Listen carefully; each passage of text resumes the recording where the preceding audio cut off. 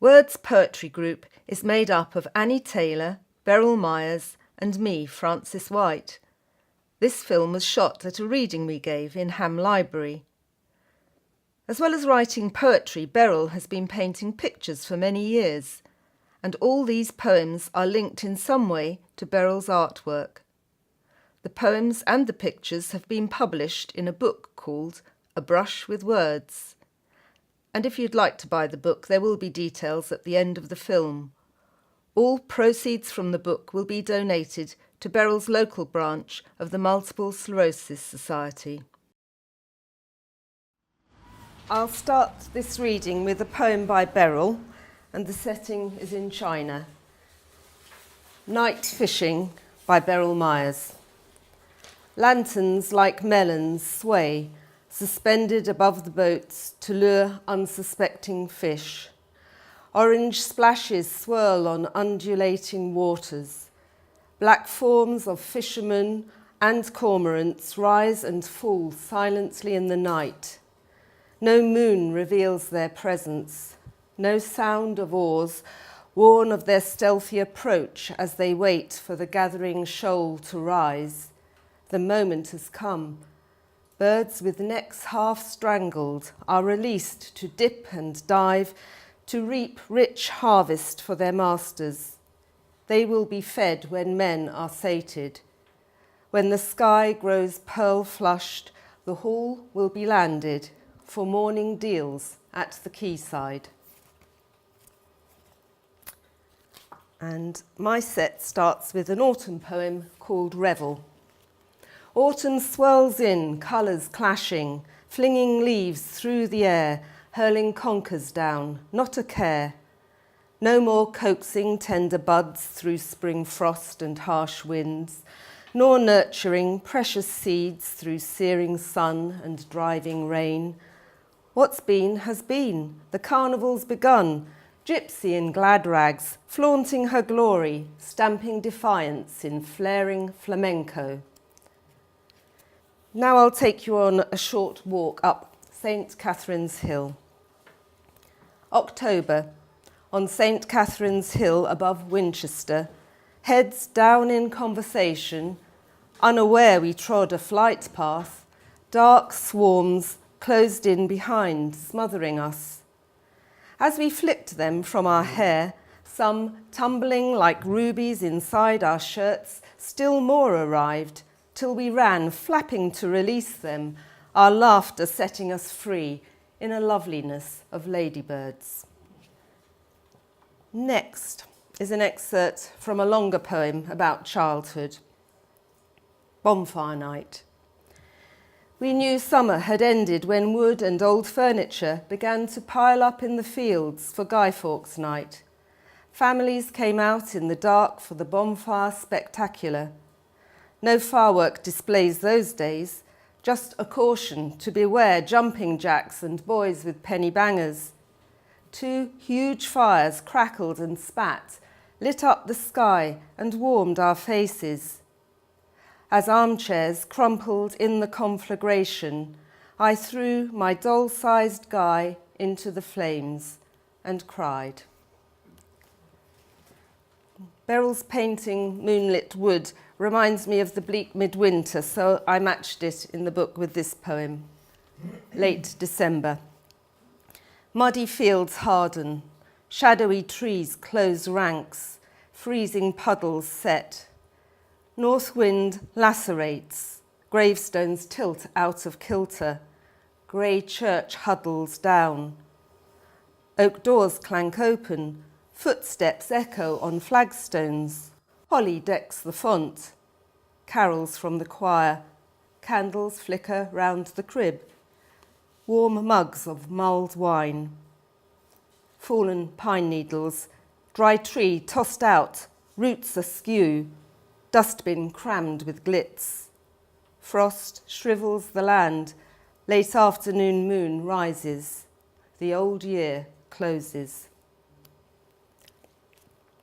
And this little poem is really about returning to work after a long break. Workhorse. Back in harness, leather reins jolt at the bit. I taste metal. Longing for grass, I trot through noisy traffic, ready to bolt, to jump the gate, canter the fields and roll like a colt again. Having travelled to Ghana, I often wonder how people adjust when they leave such a different climate and culture for what they think will be a better life in Britain. And that's what this is about, pipe dreams. At last, the builders' vans have gone, leaving her shaken and alone, with a luxury bathroom fully tiled, best chrome fittings designer style, stainless steel kitchen, pans and kettle, a fine display of gleaming metal. To soothe herself, she pours peppermint tea from a porcelain pot and slips outside to a shaded spot. She's so thin you can see through her skin to her dreams, where she walks barefoot on dusty streets, half dancing to the reggae beat, in a haze of fabric, fruit and flowers, plantain cooking on roadside fires, back to the beach where fishermen sing, hauling their nets as the catch comes in. There seems to be a lot of anger shown in public these days, and this is about a man I saw at a railway station. Tiff. The rush hour train has been delayed. A tall man yells, "It's your fault, not mine." She turns away, no point arguing with a madman, walks down the platform. She knows he's way beyond reason, leaves him to act out his pantomime to a crowd who watch him lose it, stamping, snarling, "It's your fault, not mine." When the media interview victims soon after a disaster, they often ask them, "How do you feel?" which makes me cringe. And this is a reaction to that. Woman underground. This is the tunnel between before and after. I am debris detonated from my past, blind to a yawning future. I'm here as a deposit, on hold, my world in chaos ripped apart, and you ask if I feel violated. You can't see my memories twitch and shrivel. Your heart has not been opened by the blast. When you write your piece, make your words brief and grey as shell shock. Your hands are firm while mine shake. Your voice is steady, mine cracked and dry. This news report will make good bedding. I do not recognise the other shadows lying here, around the rib cage of this charnel, this tube, to God knows where. And this penultimate poem is a record of my last morning on an eye-opening pilgrimage to the Holy Land. Guest house in Nazareth. Outside a rooster crows, bells chime over the valley. Creamy walls and orange rooftops slant in sun and dip in shadow.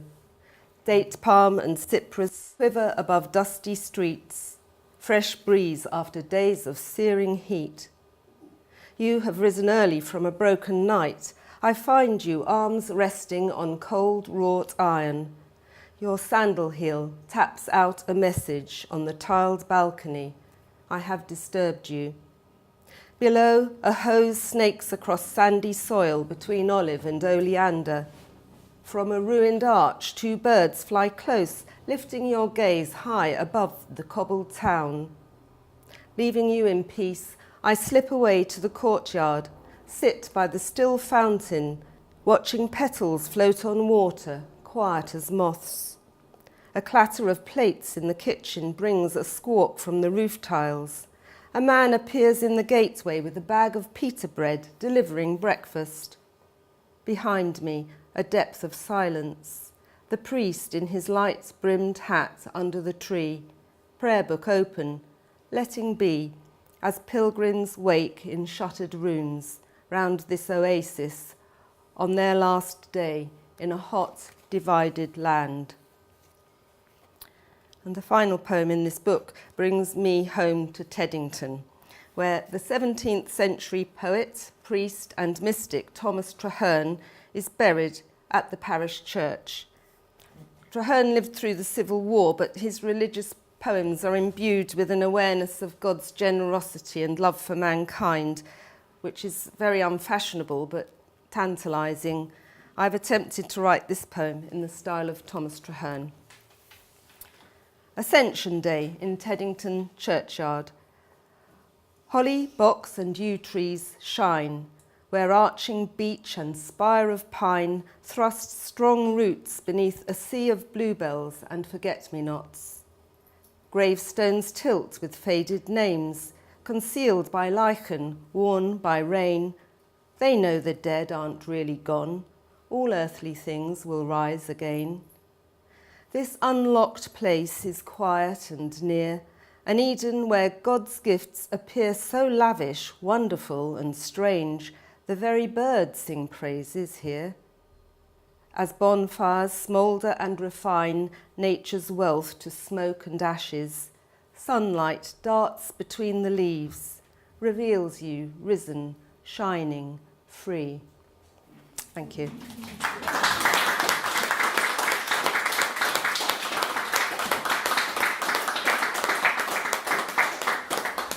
And now Beryl is going to read her poem Meeting Place before Annie reads her set of poems. Thank you.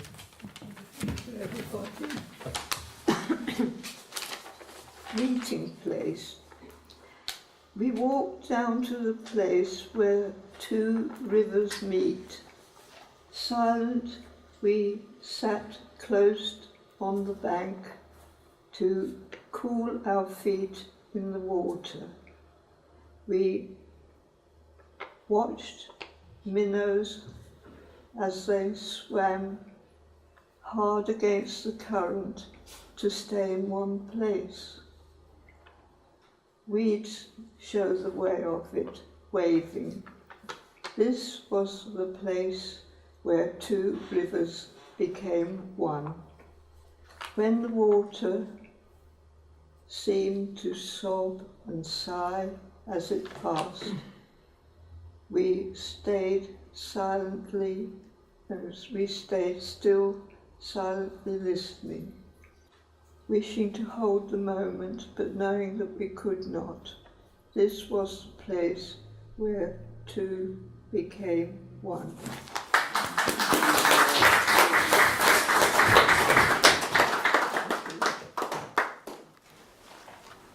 Interestingly, my first poem is also about autumn. Can't think why. Autumn. You are a sudden gust of wind that knocks off kilter settled weather, shakes a stick at coming winter.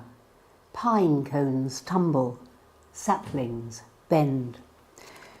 You are an early morning frost, piercing defences lightly raised, snapping the sap of shortened days, phantom-flowered, starry crossed.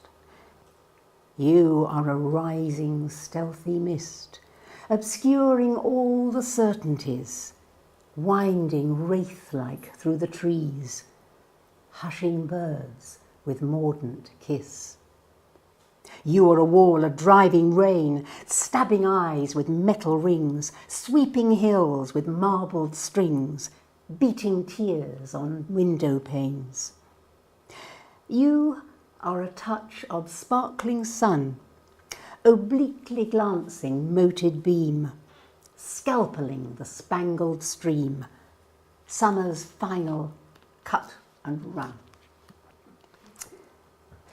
This one is called Blue Cloisters, and it's from a lovely meditative picture by Beryl. Arches, sawing Gothic faces, quiet forests, layer beyond layer.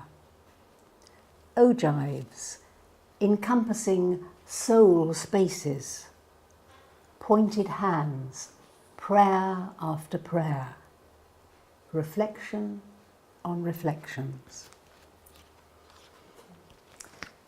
This next one is called Embryos.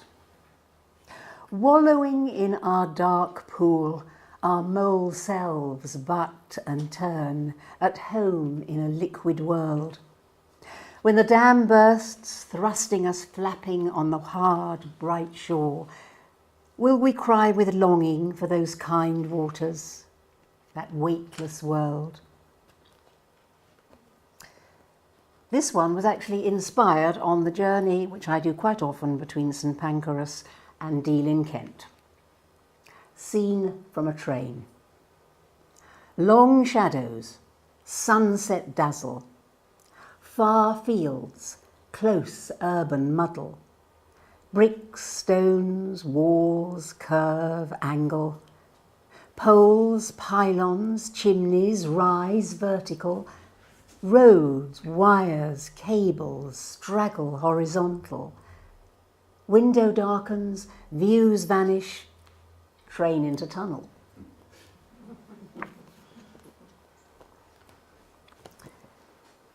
This is an extraordinary painting, I think, by Beryl.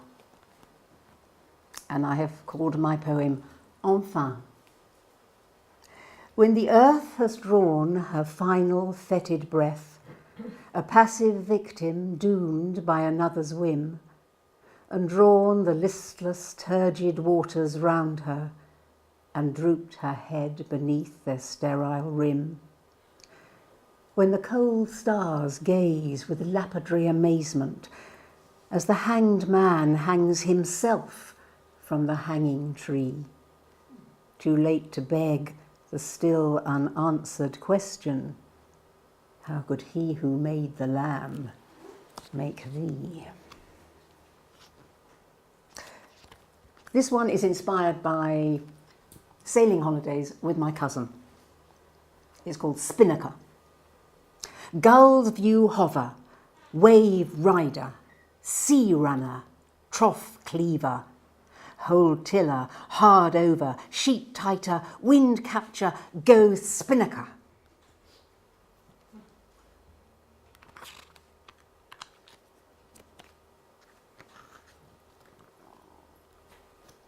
This poem is called How Soon?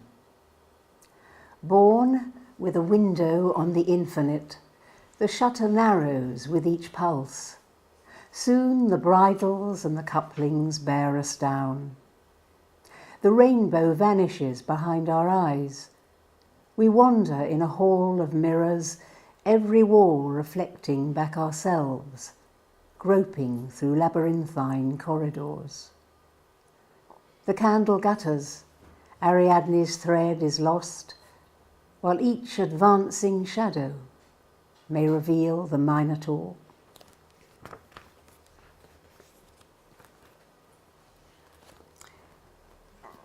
This is a poem which I call Shapes, but I think Beryl has called it Leaves. But no, it wasn't me that called it Leaves. It wasn't her that called it Leaves. Sandra that called it Leaves. It was your fault, Sandra. You called it Leaves.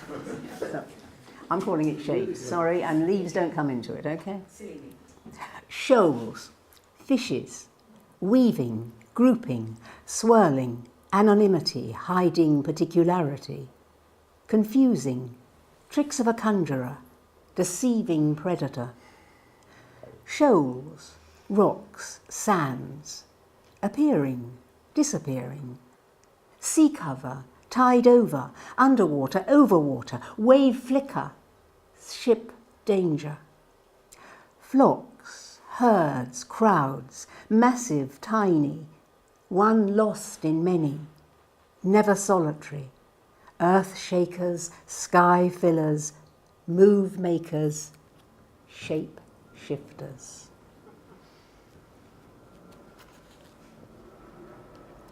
This poem I had actually read earlier, but when I saw the picture, I couldn't resist it. It's called Sun Boy. Leo birthed noon, high summer fair. He made hay lifelong. Jeune homme doré, blonde crowning glory, always centre of his own story. Bright nights uptown, chips down, sharp cards, green bays, he plays, another pays. leader of the in crowd, no clouds allowed, only golden rain on his parade. But as my flower grew, warmed by his sun, I put him in my shade. What a mistake I made, to wax with love for such a callow fellow, and eclipse his soul of yellow. Now this is my last one, called Vortex. Childhood bath times, warm water, plug pulled, soap bubbles gently circling, getting faster, hand sucked hard against the bath base. Surprise. Stories of fishermen in the Pentland Firth, how at certain tides gulfs appear, the dependable sea no longer there, foundering ships, despair. Bright marbled world, suspended in a benign galaxy, moon-guarded, sun-warmed, planet-circled, creation ordered, unaware, dark matter, beyond comprehension, time-twisted, stars so unlight, day is darkness, gravity is death, nothing escapes, vortex. Thank you. And I am now going to read a lovely poem by Beryl to finish. So she's the jam in the sandwich, actually. This is called Potted Plant. She's been plonked in a corner like a dusty aspidistra. Yes, she droops a little now, her mind a little fusty, but they don't know how she still draws pictures with imagination's fingers, as wistfully she watches the earnestness of youngsters. She makes their business hers. She breaks marriages, makes matches, upsets, arranges, stirs pots of tasty gossip for hungry ears to relish. Well, they shouldn't dump her here with nothing much to do, left to fret and fume, not a soul to talk to in an overcrowded room.